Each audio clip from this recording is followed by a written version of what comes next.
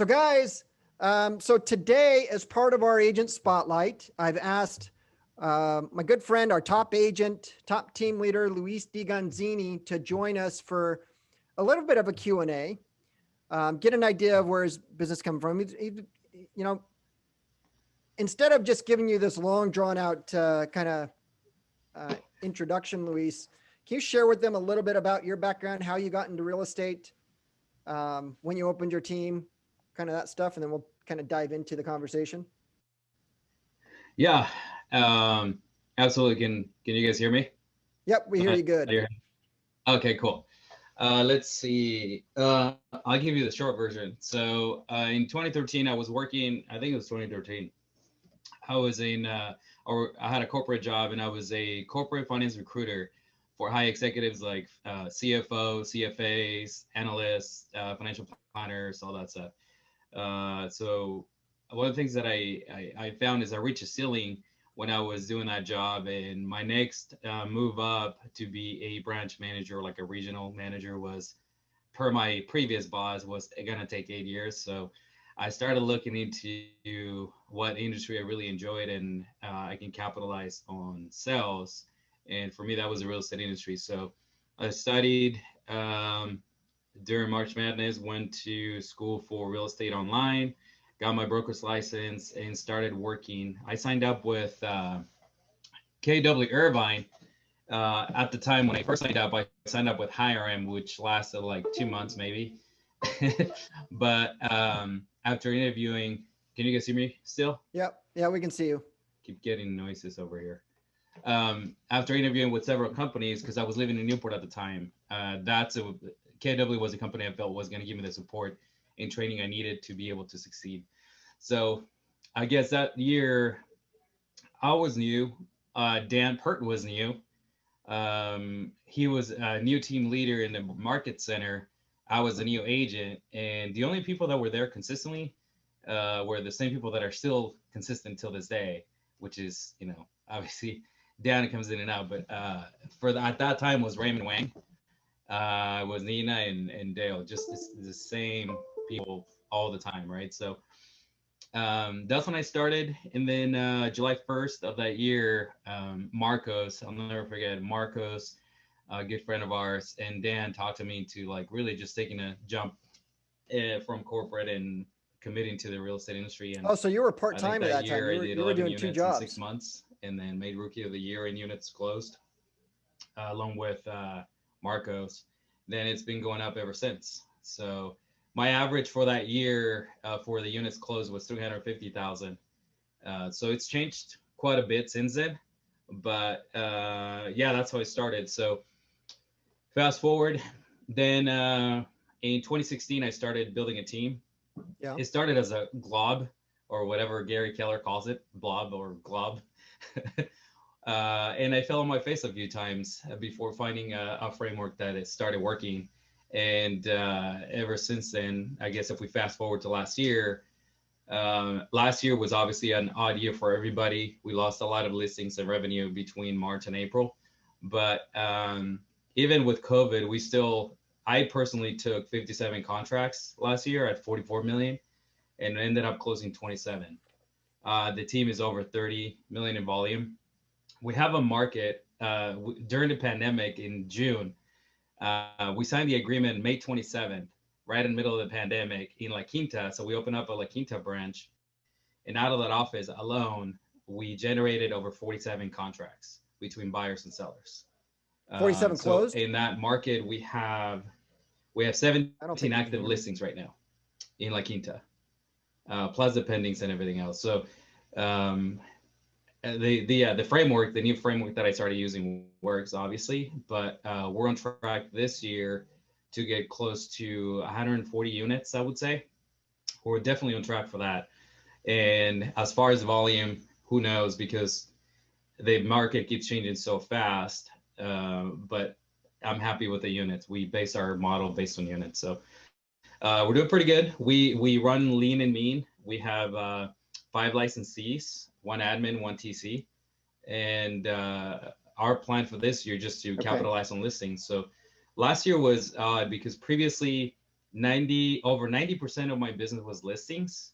2019 was 93%. Last year was more like 65%.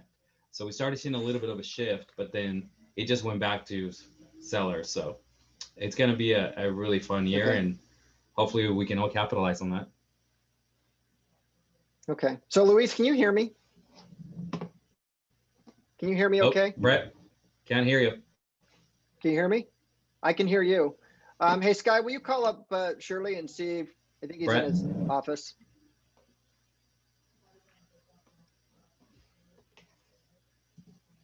Here, let's see.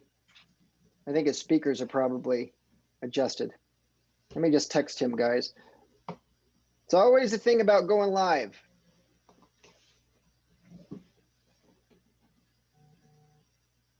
Hey, Luis, can you hear me? This is Tom Nash. Yep, I can hear you, Tom. Can you hear me? Can everyone else hear me? Can you guys hear Brett? I can hear you, Brett. Then it's mine. Hold on. I can hear Brett too. I can hear you just fine.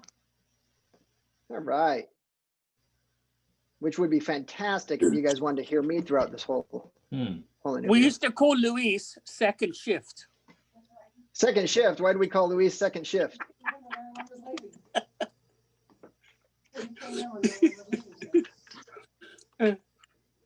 Why was he called second shift? Because he stayed there a whole day? No, because he came in part time. Oh, can you hear it, Luis? Yeah, I'm back. All right. Well, you never went anywhere. We could hear you. You just couldn't hear us. Yeah, sorry about that. So you didn't jump right into real estate full time? No, for the first few months, I got licensed. I got my license in April, I think it was. And then I was going to the office before I would go to my office in Costa Mesa. And then after going to that office in Costa Mesa, I will go back to Irvine just to make prospecting calls. But I was just I was interested, not committed to being in real estate, I would say. So I was just kind of testing the waters. And then one day we went to beers, and Dan Marcos and I started talking. They're like, hey, what do you want to do? Do you really want to do this? And then Marcos is like, yeah, I think you should just jump right in and, cut the cord. So, yeah, I guess I got excited, and I quit and started doing it. Never looked back. That's awesome. So you started your La Quinta expansion team in 2020, right? Yeah. Okay. And then, and I saw your statistics. It showed that you were number one in that market center as far as production, right? Yeah. So that's pretty amazing. What is it that a lot of new people who get into the business, and a lot of agents right now are still wanting to grow and scale. And here's you who just went into a different market and just opened up and saw, you're automatically generating business and you're leading that office. How did you do that? Basic principles that I've been doing. Basic principles I've been doing since I started, which is based on prospecting. So we still prospect.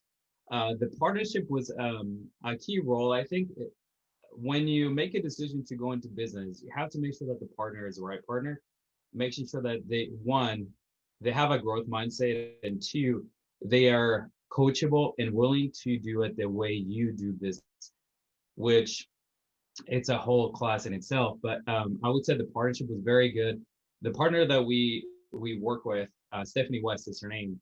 She's been in the business 18 years. She was born into the real estate industry. Her mom has been a broker for 30 years, between Fremont and then Temecula and then the desert. Her mom is still a top producer in that market center in La Quinta. She sells, her average is like 1.1 for the desert.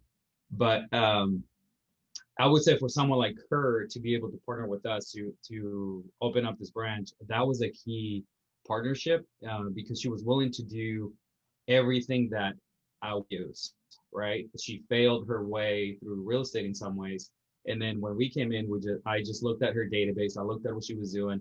I saw the potential in her and also in the market, because in that market, I did a beta test. Every single listing appointment that I booked, I took the listing contract.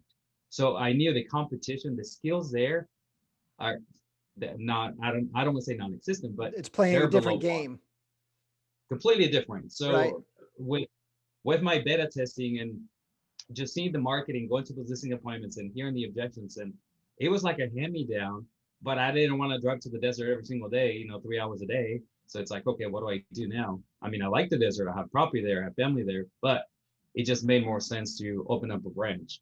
So yeah, that's the basic principle. So we still prospect. So what we start doing with her is she has a massive database. So we just prospect the database. And out of that, most of the contracts that she's gotten in the last 6 months were all database driven. Now So she wasn't calling her database. You got her to call her database using your scripts, kind of using your system, and she got business. Yeah, and then we also do Facebook ads, we do Google ads. That adds to the piece. We do call expireds and for sale by owners. So I'm the one that's calling the expireds and the for sale by owners in the desert for her and booking appointments for her because she's still catching up on her 3,000 people from the database. We hire somebody new. Will is his name. He's been with us. I think he started with us around Thanksgiving. He's been in training through the holidays, but he's there now, and he's the one that's going to be really taking my role as the for sale by owner, expired, canceled prospector in La Quinta. He wants to be more on that side, on the listing side, so he's going to be working with me on that. But yeah, we're just same basic principles. We're prospecting, we're following up, and we get in front of people, and we're targeting. We spend 90% of our time going after sellers, not buyers. We still work with buyers, don't get me wrong. I think Christine might be on the call. We still work with buyers and do everything we can to get them into escrow, but we know that it's easier to get a seller, right? Because you get a seller, you automatically get buyers. So we still push for sellers 90% of the time. Okay, which is the long game in real estate, right? You control the so market. You said that in addition, right? Yeah, right. So you said what you did 57 closed last year. Here, let me pull up my notes. So I pulled my reports from KW. So last year, my personal production was 57 contracts written. Can you hear me? Yeah, I can hear you. I wrote 57 contracts, 44 million. My average is 1.2 now, 1.25.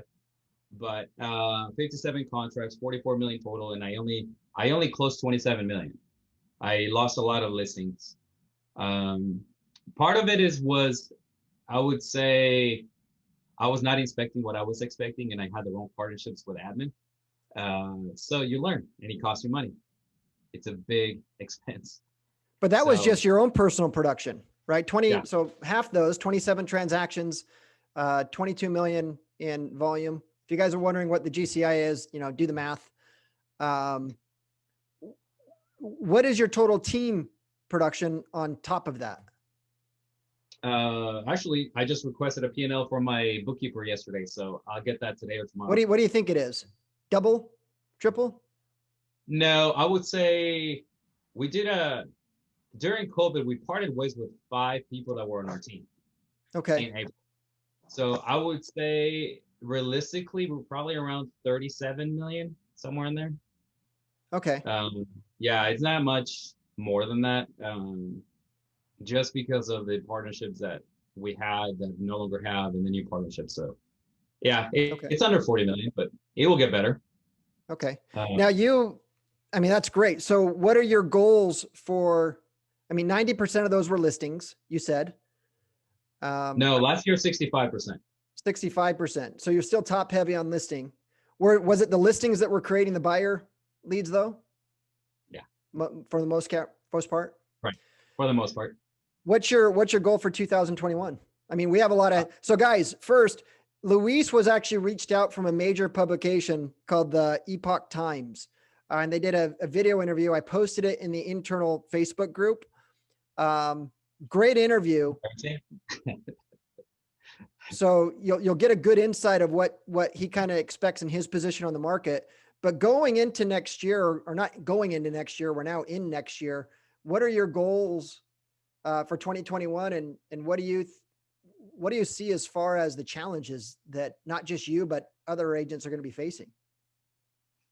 So my personal take on the market is I go over what's happening on the market, both markets, Orange County and La Quinta, every Monday.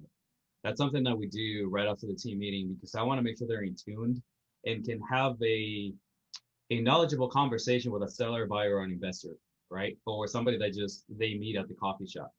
So what I see in the market at the moment is we still have a lack of inventory. We have 1.5 months of actually 1.4 months of inventory, I think, as of this morning.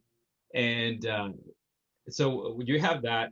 You have about 3,200 units that come to the market, but most of those are going pending right away within 24, 48 hours with 10 to 15, 20, 30 offers. We have a property that has over 40 offers. It's insane, right? So anything under 1.2 million is getting multiple offers as long as you price it correctly. So in my view, based on the lack of inventory, I see a deficit of about 60 to 65% in the inventory that we need to have a normal market. It doesn't happen overnight, right? So some of the challenge that you're seeing now, or that I'm seeing, is you have 5 generations in the pool to buy a home.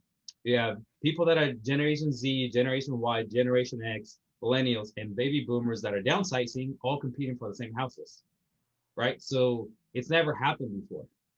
You also have a lot of builders, and I have inside information to those because I work with some of them, that pulled out permits on major projects. Like one of them was in Rancho Mission Viejo for over 20,000 units. Another one was in Irvine. So even though we're starting to see some new construction, the major projects got pulled in November, December of 2019 because they thought there was a correction on the market coming, but it never showed up. So we're in this market where you have to be pushing for sellers. And if you don't push for sellers, you're going to be unemployed the whole year, right? So that is what I see. The deficit of the inventory, unless we go to war or something like crazy happens, we get hit by an asteroid, I think we're still going to see a lack of inventory for the next 12 to 16 months for sure. It just doesn't happen overnight, right? So there is some shadow inventory. I have some sources that talk about shadow inventory for pre-foreclosures and all those things. Those are there, don't get me wrong, and some of those are starting to pop up, but all those people have equity, right? I spoke to a lady today, and she's like, hey, thank you for a call, whatever. Yes, it's going into foreclosure, da da da. She's like, how much do you think I can sell it for? I'm like, oh, after doing the numbers, she can still put it in her pocket $70,000, right? So most of those people are not going to go through the process that they went through, for say, in 2007. They have equity, so they can hire somebody like us to help them, guide them through that process, right? So, which again, investors are hungry for that inventory. So it's back to the same thing. Investors buy them all cash or hard money, then they resell it to retail buyers. So the shortage of inventory, I don't think is going away anytime soon, anywhere. So how do you compete in a market like that? If you're going after a lot of listings, right? We have fewer listings. Yeah. We have the same amount of agents. So the pie got smaller, but everybody is still at the kitchen table wanting to get a bite. Like, how do you now? Not all of your listings come from your sphere of influence, right? I mean, you're going after cold business, right? So what is it that you think? And I don't want you to, create your own competition or anything, but what is it that? What are the fundamental things? Focus on listings, number one. But what else are you focusing on that other agents should be focusing on if they're going to take listing business in 2021? Got it. Okay. So a couple of things. One, the pie didn't get smaller. That it only got smaller if you're a buyer's agent. That's it. Why? Because you still have 3.5 million people living in Orange County. If you're in LA, you have like almost 7 million, right? Some of those are fleeing. So the pie is still the same pie. Those houses are still there. So the pie is still the same size, right? So what you want to do is, okay, what is your number one goal for the year? Who do you want to be as an agent? And then what are your 3 priorities for the year? Are you going to be working sellers, buyers, investors? Or are you going to work with other professionals, CPAs, financial planners, attorneys? So what are your priorities? And then within those 3 priorities, you want to have 5 different strategies, right? So what are your strategies to get more listings. In my case, well, here are my strategies. I will do online advertising. I will find them in Google. I will find them on Facebook. I will find them on their phone. I will find them in their email. We're going more digital, but we're still pounding the phone. We call over 1,000 phone numbers a day. That's one of the things that I've been doing since I started, that we still do. And we have a lot of seller nurtures. I think we have over 1,000 nurtures in the pipeline at various different points, right? So we just double down on the seller nurture or seller lead. And we haven't, there's no magic formula. We're still doing the same thing we were doing years ago, but we're just doubling down on those activities that are proven to work systematically, right? So then once we get their contact information, we put them into our CRM system with a drip campaign that has text, emails, and activities.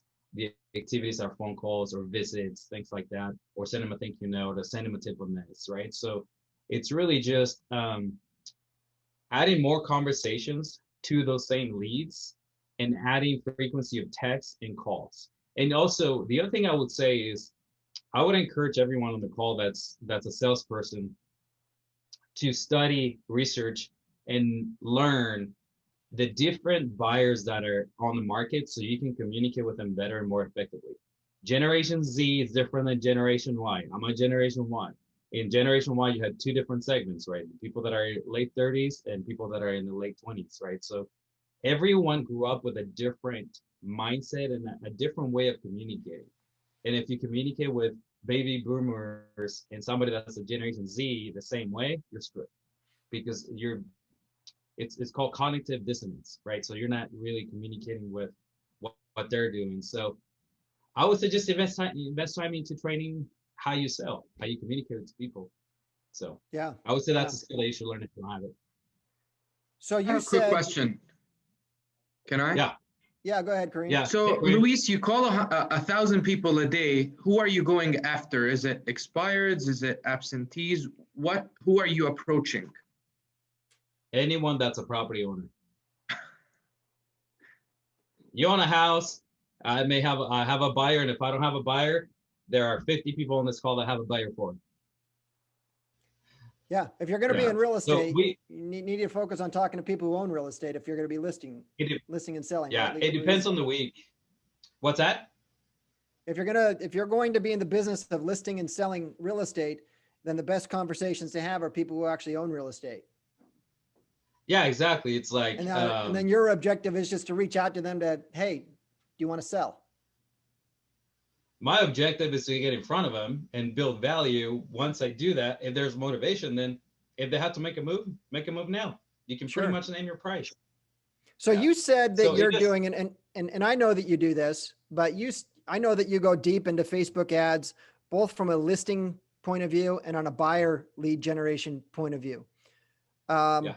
How important, we're in 2021, how important do you think having a digital strategy is? If you don't have one, you're going to be a dinosaur in 6 months. Okay, so it's pretty important. It's right up there with oxygen. Okay, so pretty much, I would say, yeah, because some of it I guess might be common sense, but I mean, look at us. We went from having a physical meeting to what are we doing? Yeah, that's the same across the board, right? So it's like we are 100% digital for the most part, really. Okay. Right. And you're running a lot of your lead gen directly through Command, aren't you? I am, yeah.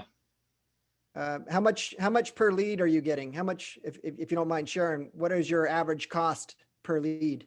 Go Command. That's a good question. So not all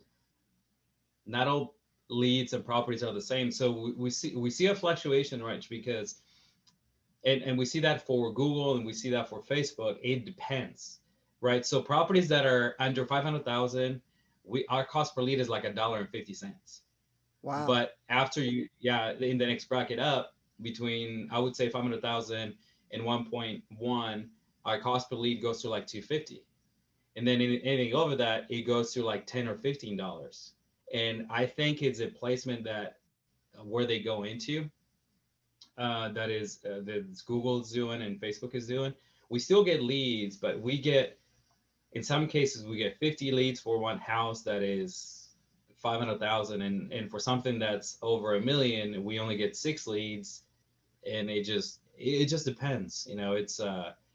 It's been a learning experience, and we use Command for all of it, right? So we get, and the reason I use Command is because they have leverage with their spending budget with budget and Google, so it's the least expensive we can get. We were doing it before Command individually through Google and through Facebook, and it was more expensive. It was more than double the price. So, Oh, wow. yeah, big How difference. do you always have ads running on those platforms? Yes. Do Oh you? yeah. Every day. So is Yeah. that fair to say that that's something that when you talk about, if you don't have a digital strategy, you're going to be out of business in like the next 6 months, but part of that digital strategy for you, is that consistently always having various different ads going? Mhm. Yeah. What's your It is. what's your And conversion rate for those typically? I know you track your numbers. Yeah, we're still around. We don't do a good job. We still have to improve on that. We're still around 3%. It's not very good. Okay. But still, you get I know, 100 yeah, I know. leads. So you get 100 leads and you're getting 3 deals out of it. Yeah. Right. So if you're at $2 a piece on 100 leads, you spent what, $2,000? And you've, No, not even. No, or did I just add it to not even. zero? $200. You just spent $200 Right. and you generated enough volume. Even if it's at $500,000, that could be like 1.5 million in sales volume off of a $200 ad spend. How long did it take you to figure that out? How long did it take you to learn the nuances of doing that? 3 ads after family reunion last year. No kidding. Okay. Yeah. Clearly After you're in family reunion, why do you think most agents don't do that? Why do you think a lot of agents aren't running ads? I just think most agents like myself, we're scatterbrained and we chase shiny objects and we don't commit to a strategy. And I think that's an issue with most agents, including myself. It was not until I hunkered down and with accountability and systems that I actually picked, 3 priorities, 5 strategies, which is a 1-3-5 that we all use. And 3 years ago, I got serious about it, and it doesn't happen overnight. So then you make sure that you implement that and you follow it to the T, and you get some leverage on yourself by having somebody else check on you every week, and that helps. Yeah. Yeah. Okay. So you were licensed in 2013. You've done really good for yourself in the last 7 years. Interesting question that I like to ask people. If I waved a magic wand and all of a sudden Luis had to start from zero, you still get to keep your real estate skills. You still get to keep your knowledge on how to do things. Let's say that we just plucked you out of Orange County and we just went and put you into an area that you don't have an SOI, you don't have a past client base, you don't know anybody, right? You know the market. What would you do in your first 30 days, 60 days? What would be the primary activities that you would engage to get a commission check as soon as possible? Question. I keep my assets and my money in the bank that I have, right? Just a new market. That's an interesting, let's say you're limited. Let's say that you're limited. Let's say that you have, I don't know, $5,000. What's my budget? budget? $5,000 in the bank. Okay. So you have 30 days, your house is paid for, your living expenses, your food and everything, right? Let's just go a play-by-play on what you would do in the next 30 days if you were starting out the same way you started out 7 years ago. With only 30 days in reserves? No. Let's say that you have, I don't know, 90 days 6 in months. reserves. Let's say 6 months. Okay, let's just go 6 with months in reserve.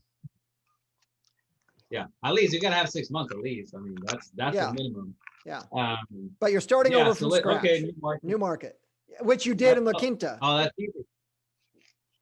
Yeah. So first of all, the one thing I would do is I would look at them. I would obviously sign up with KW because you can get data from KW. You can get other resources. So I would go to the market center, talk to the team leader. Hey, who's an agent here that has a big database that wants to sell it? And then that would be my first approach. They want to sell the database. And if they don't want to do that, then it's okay.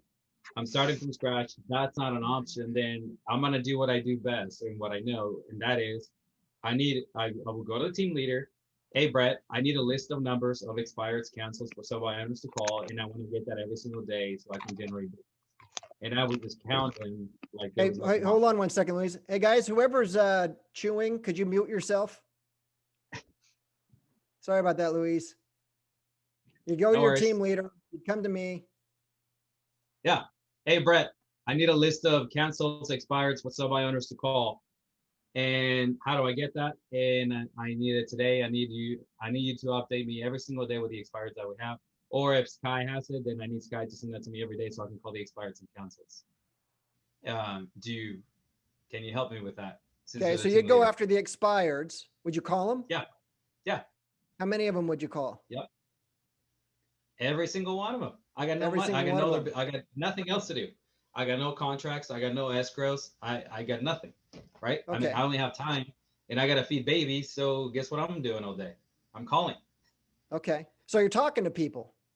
Yeah, I'm talking to people. I'll call them. I'll text them. If I have their email, I'll email them. If I have, if I'm a KW, I have command, so I don't have to buy a fancy CRM system.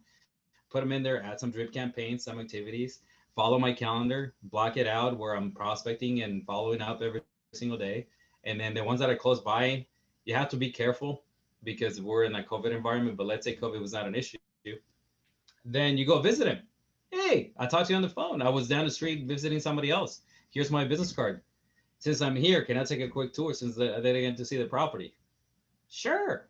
You know, that's what I'm gonna do every single day. By day 3, you're gonna have some for sale by owners and expires you have to follow up on. You see, so you start generating leads, then you follow up on those leads, and then those leads become appointments. You go to the appointments, and those appointments become contracts. So by week 2, I already have contracts, and in this market, I'll sell them in 2 days. And my expense for, I guess, photos and stuff, depending on the price, I don't know, $350, $500. It's an investment. You sell it, you get paid 45 days later, $30,000. So Would you work? then after that, Would you work multiple counties? starting out, Yeah. it depends. What you say? Is it this county in San Bernardino? Is it this Orange County in LA? Orange County in San Diego? It just depends. Okay. Kind of depends on Yeah. your time. Would Yeah, you do if it's, anything digitally? I would say, in the first 6 months, would you do anything digitally? oh yes, I've been doing a Skype meeting since I started. I actually took a listing in Whittier, Paris Drive, my first year in December from an investor that lived in Vegas that I still work with today. So you're doing listing yeah. appointments when you first started in 2013. That was definitely pre-COVID. You were doing listing appointments via Skype. Yeah. Do you Yep. still do them? Do you still do listing appointments via Both. digital? Yeah, we still do Zoom appointments and we do in-person appointments. Yeah. I just Is did one it, today over the phone. I did a listing appointment over the phone with no Zoom because she's 81. Oh, how'd it go? Ask a question. Yeah, hold on, Tom. Yeah, How did well. that listing appointment goes? Hey guys, if you have questions, Good. hit me up in the chat and I can call on you guys. It went well. I have a follow-up with the second owner. 2 owners, 2 Oh, that's sisters. awesome. So That's great. yeah. So Tom, let me get Natalie's question out to Luis first, and then I'll come over to you. So Natalie asked you, Luis, can you talk a little bit more about finding leads via Google? You don't find leads, they found you. There's a difference. Hi, It's all Natalie. about search, right? Yeah.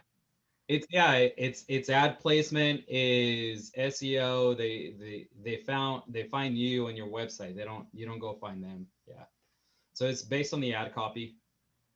There's a ton of training in KW Connect for that. And are you using Google AdWords? Is that what I you're am. using, Luis? So you have a combination of social and search. You're not just hitting one. And I also know that you have an organic strategy as well. Okay. Yeah, So and then the I'll come reason to for that. Go ahead, Sorry, Luis. the reason for that is because Google leads convert faster than Facebook leads. You get a lot of trash from Facebook, but you don't get so much trash on Google. And the expectancy or the conversion cycle for Facebook leads, it's longer. Right now, we're trending at about 6 months. So it's definitely longer, and Google is like 30, 60 days. So there's a big difference. That's why you got to do both. Okay. So quality over quantity, right? Quality Right. for Google, you're going to be spending a premium per lead, but the quality of leads are going to be higher. And typically if they're searching for you, they're looking for an agent. Right. Right. And then as far as Facebook, I mean, people are going there to be social, to share what they're having for lunch and to see what everyone else is having for lunch. And you're just plopping things in front of them to try to hook them. That makes sense. Yeah. Okay. So let's go over to Tom. Yeah. Tom, you had a question? Yes, thank you, Brett. Luis, thank you. Congratulations on your team's success. And thank you also for being part of our Keller Williams and Irvine family. It's good to have you. Let's go back Hey, to Tom. the Thank you. I have quite a number of questions. I think that would help all of the agents. So we're going to just, if no one else has the questions, then I'll just take over and bombard you. So Well, I have some questions. So go ahead and ask the questions, Tom, so I can get to everyone. all right, so I'll ask this question for those agents. I'm not sure how many are fairly new. You and your background, you have that already in you, where you are out there doing a lot of lead generation, cold call, warm call, based on your previous occupation. What would you suggest and advice to a new agent coming in to this industry, has no, say, sales experience whatsoever, and is not familiar with reaching out? What are you going to tell those people coming into the industry that are a little reticent about getting on the phone and reaching out to people and doing the cold calls? What do you tell them? I'll go take Ignite and take Bold. That will man you up. I mean, that will train you. Skills, right? Skills. Yeah. You have to get out That there will and you have take to the talk to fear out. people, Yeah. role play, Practice. present. Yeah. All Get that- yourself all that some stuff. leverage on yourself. Yeah. If you're married or if you have somebody to keep you accountable, just have somebody keep you accountable, right? You know, if it's a man, let's say if it was somebody like me that's married, has a kid, just have your wife kick you out of the house and don't come back until you talk to 20, 30 people or got a contract. Yeah. Yeah. Okay. What if Thanks I- for that. what if I'm So fearful of people and I don't like to talk to people? How do I get over that? by getting into a different You business. don't like to talk to people? Yeah, become an accountant. Find a new And job. actually, you still got to talk to people. You can't Okay, get, so- yeah. It's So Ben Borani, he asked for a digital listing agreement. How do you tour the property, get the property value down? How are you coming up with pricing if you're just doing the listing agreement, if you're just doing the listing presentation digitally? how easy. Yeah. We have what's called the MLS, multiple listing service. Yeah. So one of the things that I learned is you see the past performance. You have to know the market. It's not just one thing, right? So you have to know what the market is doing. You have to know what previous properties sold that were comparable. You have to study them, and you have to be able to know where the market is headed. Because if you price, let's say, we're pretty lucky. Everyone, this is the best time to be in real estate. It's insane. But in this market, if you price at a market, you're gonna get multiple offers. In a market where you have a shifting market, like what we almost did at the beginning of 2020, you have to be able to price ahead of the market, and you have to know where the market is and where the pendings are. So if you have 2,900 listings that are available for purchase and only 1,500 went into contract, then that might be where the inventory is going to start going up, right? So the market's going to soften. But if you still have, let's say you're putting up 3,200 listings, and out of the 3,200, 3,100 sold or went into escrow the first week, you have a very, very, very strong seller's market. So you have to know the market. You have to know where the closings are going, and just be able to identify the type of property, the type of asset you're selling. If it looks like garbage, you have to go 5-10% underneath market. You have to right? price it If for it's garbage. really nice, yeah. Yeah, but that's So- what I guess my question is how do you determine the condition of the property when you're not present? That's what I'm really getting to, because you're right, you can get an idea based on MLS data. That's what I'm really asking, because you're not present at the property to see that there's a crack in the wall or the roof's falling apart or something of that nature. I do that all the time, Ben. So I sell properties in multiple markets. So I have 3 properties in LA, one that's actually 4, 2 that are active, 2 that are coming soon that I've never seen. So I ask questions. You know, when was it?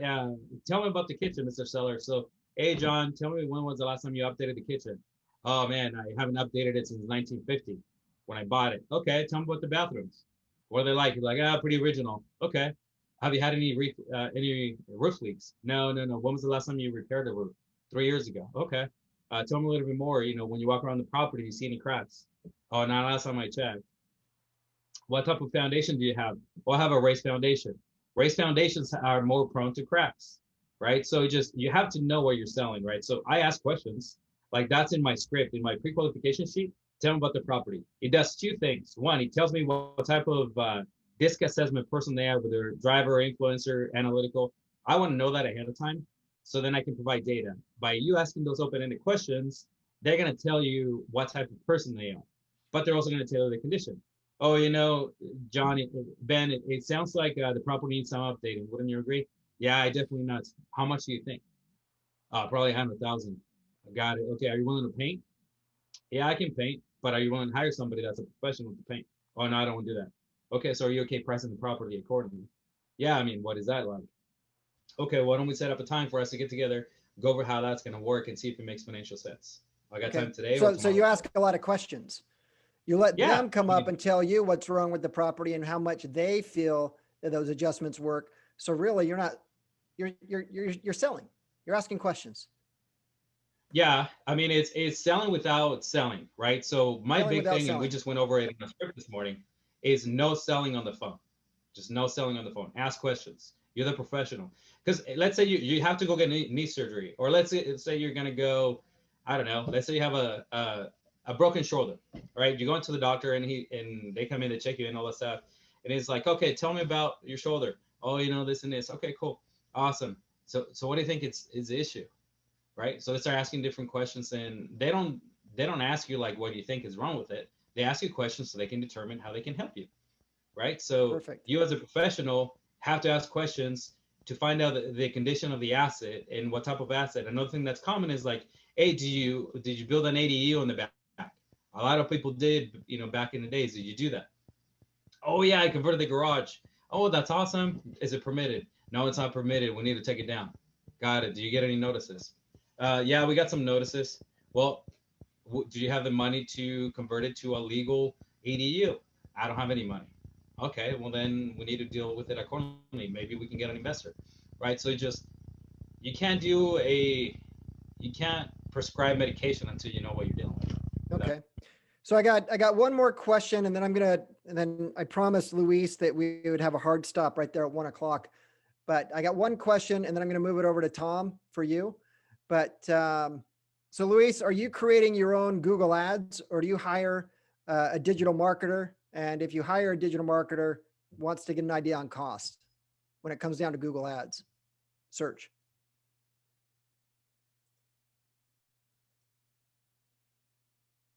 Oh, I think we lost Luis. There he is. Can't hear you, Luis.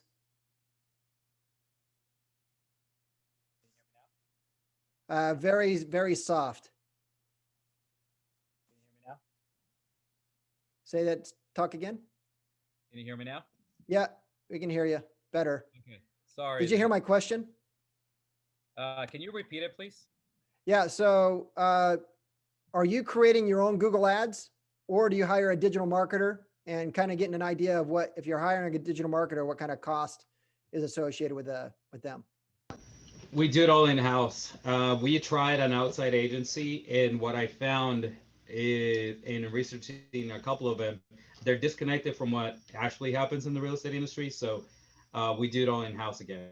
It takes a little bit more work, but now we time block it, and we do it every single week.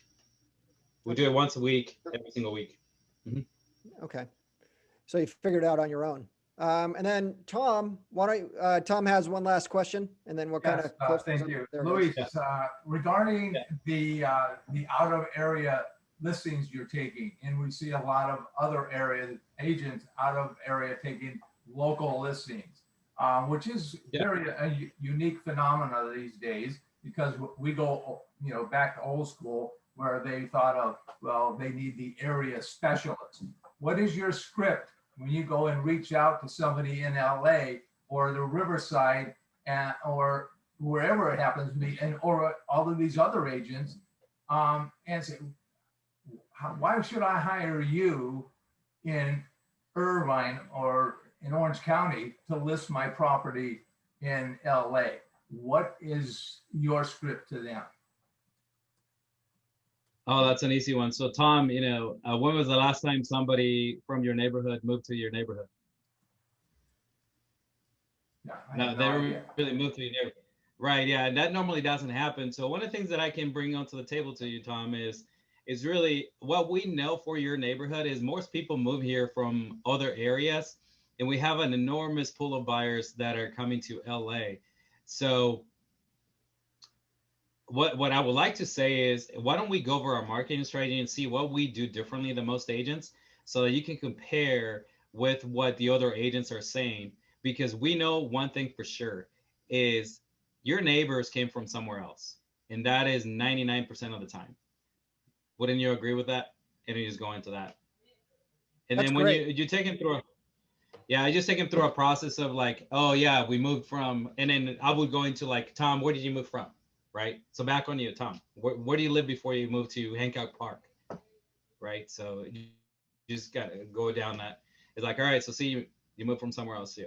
So finding the common ground, but asking questions. Yeah. And Luis, would it be safe to say that that wouldn't be the first time that you would ever get that objection, and that you probably have a pretty comfortable way of rebuttaling that, seeing how it comes up often? It came up today. It comes up all the time. Yeah. Oh. So it might make sense just to know that objection and know how to handle it. And guys, for those of you guys that kind of get into my objection handling, you'll notice that Luis, he acknowledged what Tom said and he repeated it. And then all he did was just ask another question. So, objection handling isn't necessarily giving the answer.